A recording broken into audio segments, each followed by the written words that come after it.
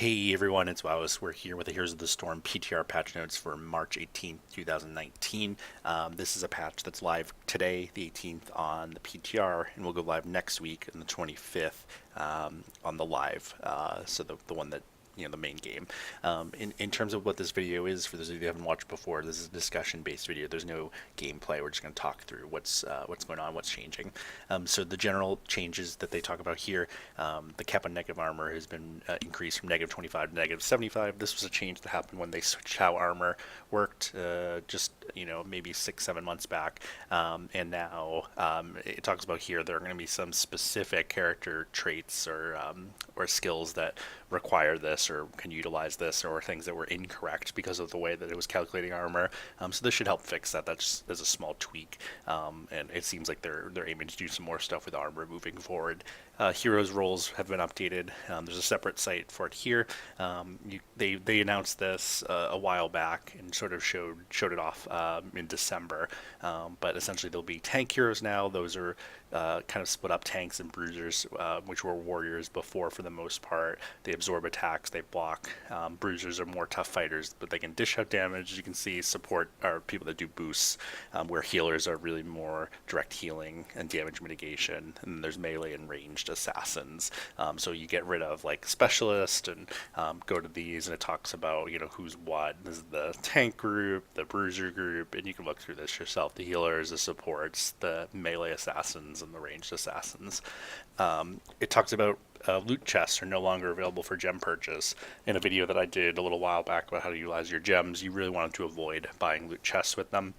Right now, they're one rare chest for 100 gems, 52 for 4,000 is the top level of that. It's a terrible value, so you want to avoid doing that. And now they're going to make them 3,000 gold each, which is about equivalent to what they're worth now in terms of gems, perhaps. But again, this is really trying to get people to utilize their extra gold, especially once they have all the heroes.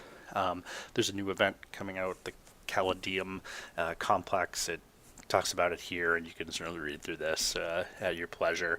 But the most important thing, there's going to be a quest chain. There's going to be new loot chests, and they're going to have both new loot, but they also are going to offer last year's Lunar New Year spring event stuff from the past, so similar to what they did in the winter. And it mentions here that if you have any chests outstanding, they won't convert, so you have to earn these during that time frame. There's Storm League, which is a really great addition. They've merged Hero and Team League. This is what a lot of folks have been asking for to make it more competitive. You have to have 60 or more heroes that are available to you. You have to be account level 50 in order to queue. And it talks about here, you can choose your preferred role, which is something that people have been asking for forever. So this is a great addition, and people know kind of what you're looking to play. You can see people's win counts. You can it will start in this new league, the Hero and Team League, whichever one you had higher before will be what your MMR is. So that will really make sure that somebody that is great solo but had a terrible team or whatever gets placed at the high end of what they should be, and we'll see how that plays out.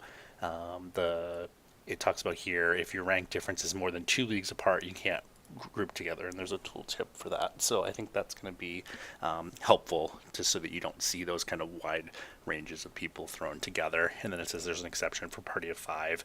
Any member outside the league's maximum spread will not be counted towards matchmaking requirements. Players are not yet placed are able to play with anyone.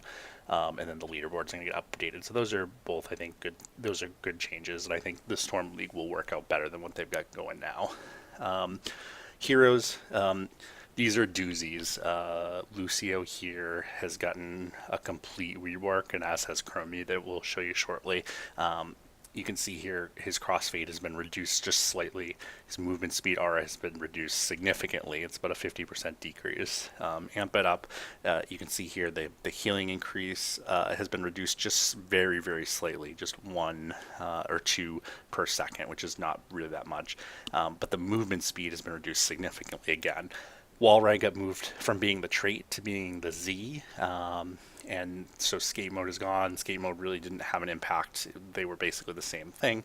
And then it says here, the new trait is push off, and so wall ride is active. You can jump off the wall, dealing 100 damage and slowing all enemies hit for 75% for 1 second. So basically, you can jump off the wall now.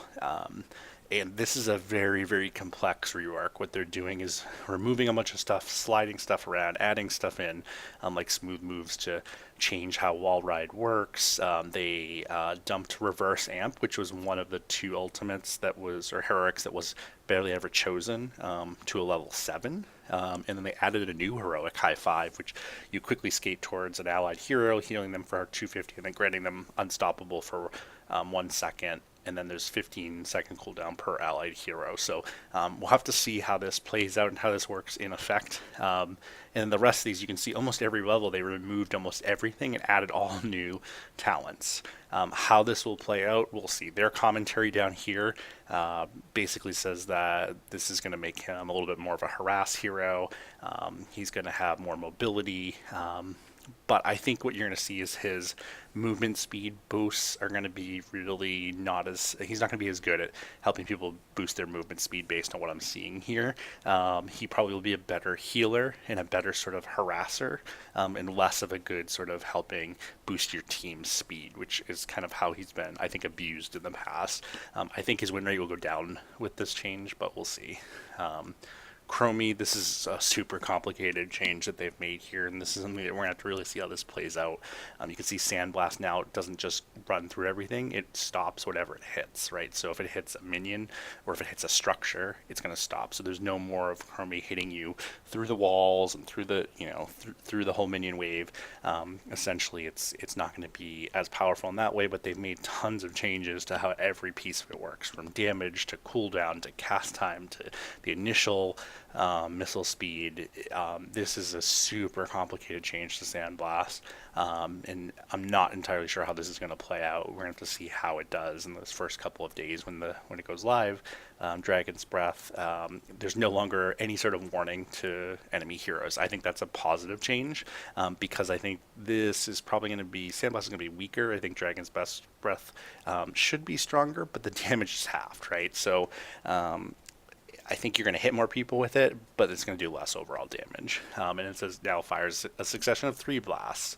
And then it's a vector thing. The cooldown gets increased. The monocross gets increased. So, if you're successful, if you trap someone, or and you're able to drop this on them, you'll probably do a lot of damage. But in a lot of other situations, I don't think too many people are going to get hit with 3 successive blasts. Time Trap now requires the Chromie reactivate the trap with D to detonate, and puts all units in the area in a time stop. Well, it depends on, it becomes an active ability as opposed to a passive ability. It affects allies as well as enemies, so that's dangerous. The search area is increased, the monocross is increased, the health of it's increased. I think that's going to be better for good Chromie players and worse for people that aren't as good at Chromie. Just another active skill that you're going to have to really master. It talks about the Bronze Talon basic attack component of her trade has been removed. And then again, you see just tons of changes. And the one that really has gotten folks all on fire is her new talent at level 18, the Blessing of the Bronze. While Chromie's alive, she and all of her allies gain 10% movement speed, and their basic abilities recharge 30% faster. That can be devastating, especially depending on which other heroes are in the game. But I think this may be broken. This would be something I would not be surprised to see this drop to like 5% and 20%, or 5% and 15%. These seem very, very high, and I think you will see this get picked at like an 80% rate when it first comes out. And says here, their developer commentary, again, I appreciate that they're throwing these in now, is that their goal is to create various degrees of success that Chromie can enjoy. It's not all or nothing anymore. Traditionally, Chromie's required a hard counter to keep her in check, or completely wrecked an opposing team, creating a polarizing experience. I agree 100% with this. Either you got crushed by Chromie or you destroyed Chromie every single game. And then it says, you get partial success. It talks about, now you can do some PvE damage, you can do some basic attack damage, but she feels special. Her Sand Echoes and predictive gameplay with Dragon's Breath are unique. So this is going to be one of those changes that we're going to have to see how the pick rate works, and so I think you want to watch Hodis logs really carefully when this new Chromie comes out and see what people are picking and what, more importantly, the win rates are for each of those, because I think you're going to see a lot of talent diversity right when it comes out, because people are going to try to test all of these out, but I think you're going to start to see wide ranges, and it's too complicated, I think, to understand. Just kind of look at it from having not played with it. I think you want to play with it before you make any decisions about how good this Chromie is or not. Finally, the last change that they made is Lunara. It talks about here they reduce some. It talks about how things stack, and this is not what they had intended to happen. And so it talks about here they're reducing the overall bonus, but they're letting it stack differently. It should dramatically increase the total movement speed that she gets from this talent. So it just wasn't doing what they were hoping it would do, and people aren't picking it as a result. So that hopefully is a good little buff there to something that they just changed, but it didn't seem to work the way they had hoped. A couple of quick bug fixes, and that's pretty much it. So hopefully you enjoyed this content. Big changes to Chromie, big changes to Lucio. We're going to have to see how these play out. I think for Lucio, he probably will go down in win rate. I think for Chromie, she may go up in win rate slightly, but it's going to depend on how really these couple of abilities play out. But again, I think at level 18, it's a no-brainer right now to take Blessing of the Bronze. So hopefully you like this content. If you I'd love if you'd subscribe. If you have thoughts about this, leave it to comment. If you'd like to see more, definitely hit that like button. All right, thanks.